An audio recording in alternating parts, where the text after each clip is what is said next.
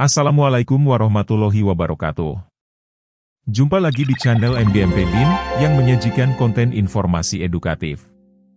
Di video kali ini membahas informasi tentang mekanisme honorer diangkat jadi P3K pasca UASN 2023. Tonton videonya sampai selesai agar tidak ketinggalan informasinya. Selamat menyaksikan. Undang-Undang Nomor 20 Tahun 2023 tentang Aparatur Sipil Negara atau UASN 2023, tidak memuat ketentuan mengenai tahapan penataan honorer.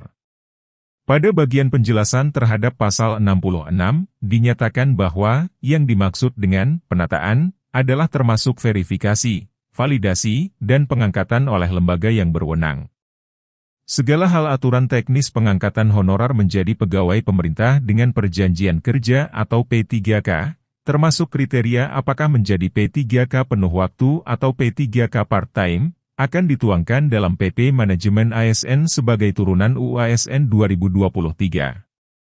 Kepala Pusat Perencanaan Kebutuhan ASN BKN, Aidu Tauhid, memberikan gambaran mengenai tahapan pengangkatan honorer menjadi aparatur sipil negara atau ASN, baik P3K atau pegawai negeri sipil atau PNS. Yang terpenting dari segala penting adalah data. BKN bekerja berdasarkan data, kata Aidu di acara Rakor Penataan Manajemen ASN Pasca UU Nomor 20 Tahun 2023, Senin 6 November. Dia menjelaskan, saat ini data 2,3 juta honorer masih sedang dan terus diolah. Selaku Kepala Pusat Perencanaan Kebutuhan ASN, pertama adalah saya tahun kemarin melakukan opnam fisik. Yang kedua, yaitu kita melakukan kalkulasi matematik. Dua hal kami sudah lakukan. Tentunya semua konsep ini kami mohonkan ke tempatnya Pak Aba. Oke ya, kita selalu duduk bersanding karena masih menggunakan pertimbangan teknis. Dua hal ini kami mulai dengan opnam fisik. Dalam opnam fisik kita lakukan pertama adalah huruf 3T bertahap saya minimalisasi. Saya minimalisir dan kita berusaha untuk menghilangkan.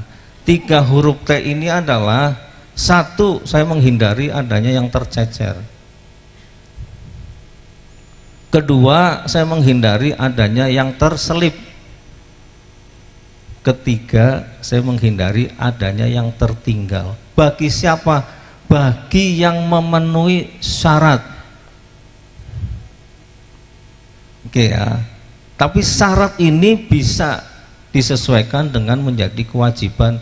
Contoh pada saat itu kami membuat masuk dalam salah satu tim undang-undang guru dan dosen. Mau diminimalisir yaitu tentang kestrataan guru minimal S1. Stratanya, bukan kesetaraannya.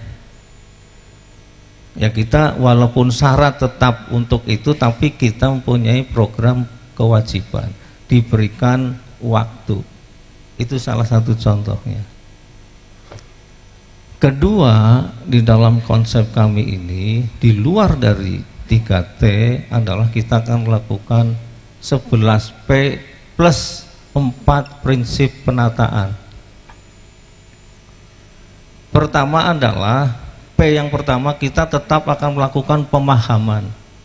Tadi Pak Yudi sudah melakukan, nanti lebih lengkap lagi. Ada juga di sini Pak Aba, tentunya lebih lagi ada Pak Herman. Silahkan tanyakan langsung, yaitu tentang pemahaman dulu. Masa transisi ini apa yang perlu kita lakukan? Mana yang harus dilakukan lebih dini, mana yang akan dilakukan bagi masa yang akan datang. Karena tahun ini tahun politis, tahun depan tahun politis, kita harus bisa menyelesaikan semua dan menuntaskan apa perintah Presiden. Kedua, setelah kita lakukan pemahaman, baru kita akan lakukan penyesuaian. Pasca penyetaraan bagaimana, yang beda kandang diapakan, yang beda kualifikasi, Saya ingat pada saat Pak Amba membuat dengan kami, yaitu tentang Permenpan 28, saat itu hanya melihatnya ada di lingkungan eslonerisasi saja. Bedol desa geser, selesai. Tapi di pasal tertentu, di situ diungkapkan bahwa perlu dilakukan evaluasi.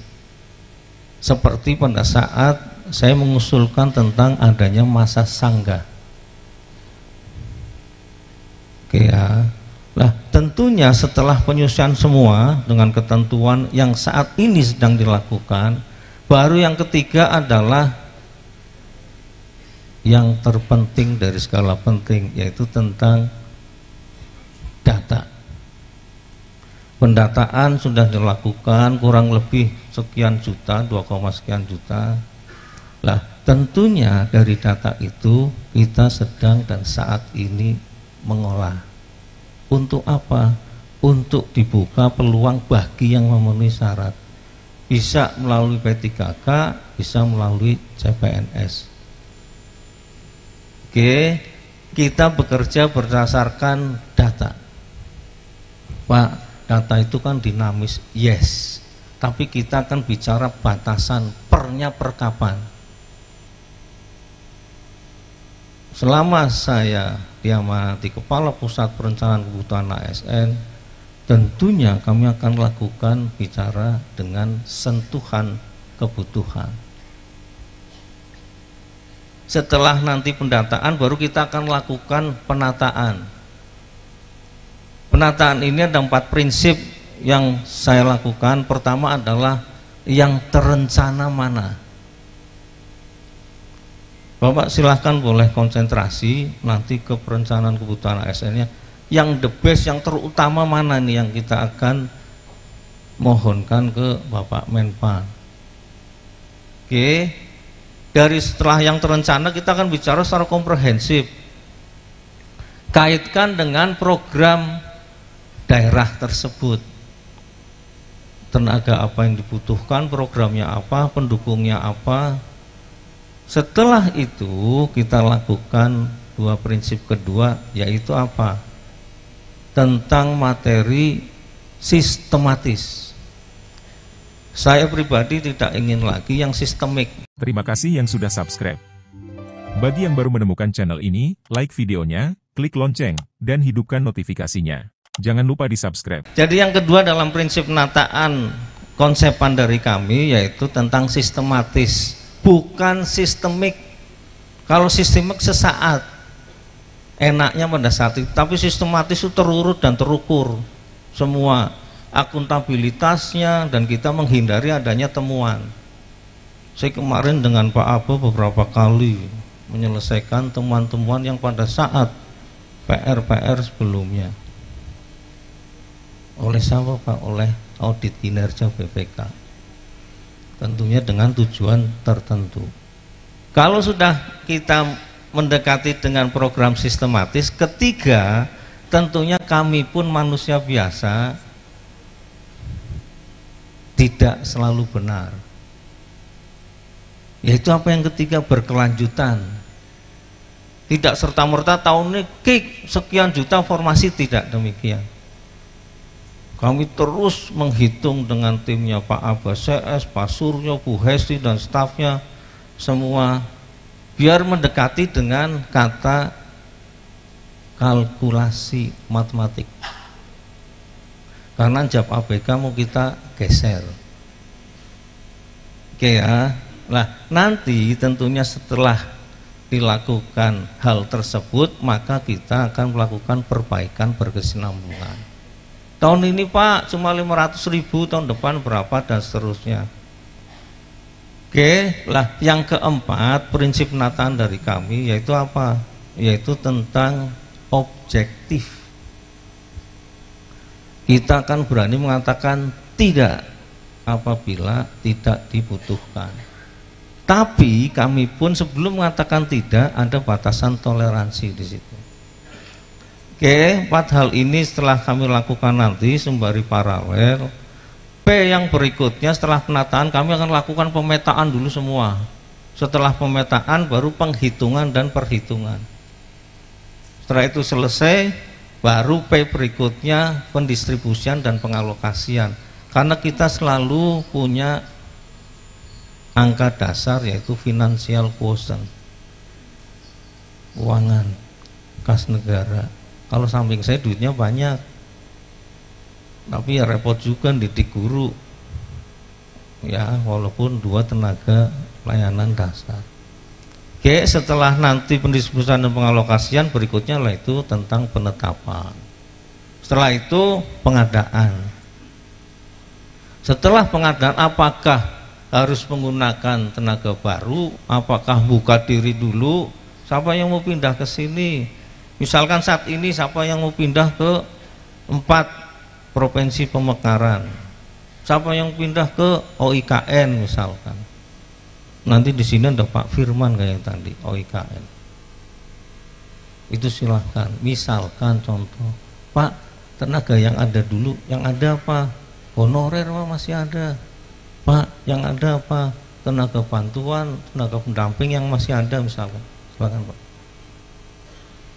Oke, setelah pengadaan baru pengangkatan, terakhirnya adalah okupasional, penempatan. Nah selanjutnya silahkan, ada titipan tadi dari Pak Deputi dan Pak Sony. Slide-slide terakhir ada tentang titik lokasi untuk ujian seleksi CPNS maupun P3K. Bisa dicermati, bisa dilihat. Nanti selanjutnya komunikasi aktif dengan para Kakanrek maupun dengan Pak Sony.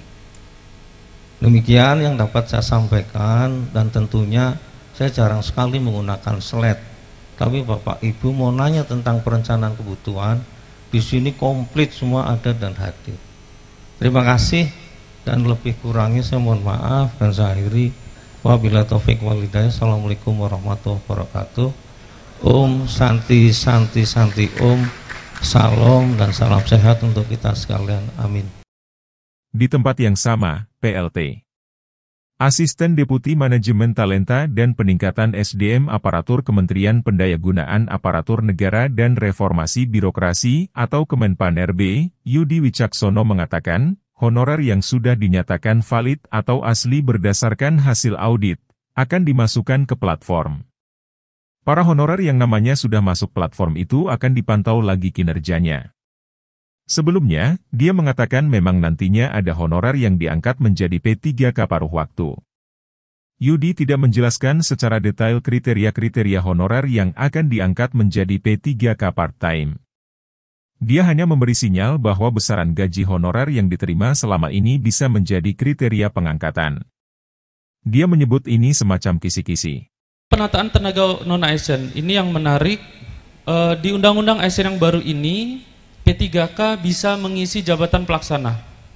Ya, kalau dulu P3K hanya bisa mengisi jabatan fungsional, bahkan saat ini P3K sudah bisa mengisi jabatan pimpinan tinggi pratama tertentu dengan prioritas pada instansi pusat tertentu. Ya. Jadi itu P3K. Kalau dulu di Undang-Undang 5 2014, P3K hanya bisa mengisi jabatan pimpinan tinggi madya di instansi pusat. Nah, kalau sekarang P3K bisa ngisi jabatan pimpinan tinggi pratama tertentu ya dengan prioritas di instansi pusat tertentu. Seperti itu. Nah, untuk penyelesaian bagaimana penataan P3K yang baru nanti, ini mungkin teknis ya Pak Aba ya, tapi boleh kita berikan kisi-kisinya dulu. Jadi untuk yang ada saat ini nanti kita akan memperkenalkan istilah atau konsep P3K yang dapat bekerja secara paruh waktu. Ya, ketika Bapak Ibu baru bisa memberikan upah sebesar 600.000 misalnya, maka yang bersangkutan itu digolongkan kepada pegawai P3K yang bekerja secara paruh waktu. Jadi yang bisa disebut penuh waktu adalah bagi P3K yang digaji di dalam range penghasilan yang baru nanti. Itu yang harus Bapak Ibu jagain ya. Kalau misalnya tidak bisa digaji sesuai range yang baru, maka Bapak Ibu harus memberikan fleksibilitas kepada yang bersangkutan supaya yang bersangkutan bisa hidup dengan layak juga. Bisa bekerja di tempat lain tapi jangan bekerja di kantor. Kalau yang bersangkutan memakai baju PDH, digajinya 600.000, khawatirnya yang bersangkutan mencari tambahan penghasilan yang tidak baik di kantor. Ya, entah menjadi perantara, entah menjadi apa, itu yang kami tidak harapkan. Jadi biarkan yang bersangkutan bisa bekerja di tempat lain, ya, sepanjang hak-haknya terkait dengan upah, ya, itu kita bisa penuhi. Jadi prinsipnya 3, tidak ada PHK massal, tidak ada penambahan anggaran yang eksesif, dan tidak ada penurunan penghasilan. Kalau mau dinaikkan upahnya gimana? Silahkan dinaikkan, ya. Nah, nanti kita akan memberikan afirmasi-afirmasi prioritas, mungkin nanti dengan sistem proporsional, ya, misalnya 80-20, 80 untuk rekrutmen P3K, 20-nya untuk ASN. Dan yang 80 itu nanti kita bisa gunakan model pemeringkatan, bukan ambang batas nilai. Seperti itu. Itu yang sedang digodok oleh rekan-rekan di Asdep Pengadaan. Jadi nanti para honorer atau tenaga non ASN itu akan dimasukkan dalam platform, ya, kalau lolos validasi, ya, karena sekarang dalam proses validasi 2,3 juta tenaga non ASN sedang divalidasi berdasarkan data yang masuk ke BKN, dan kalau sudah lolos kita masukkan di platform dan di situ akan dipantau kinerjanya, ya. Jadi mereka nanti akan diperingkatkan siapa the best-nya, dan mereka harapannya nanti berkompetisinya itu sesama mereka, siapa yang akan terbaik di tahun ini sehingga tahun depan itu menjadi prioritas untuk diangkat menjadi P3K yang yang penuh waktu, seperti itu. Jadi istilah paruh waktu, penuh waktu itu tidak diatur di dalam undang-undang kesepakatan bersama DPR, tapi diaturnya nanti dalam RPP manajemen ASN. Demikian informasi tentang mekanisme honorer diangkat jadi P3K pasca UASN 2023. Semoga bermanfaat. Sekian, terima kasih. Wassalamualaikum warahmatullahi wabarakatuh.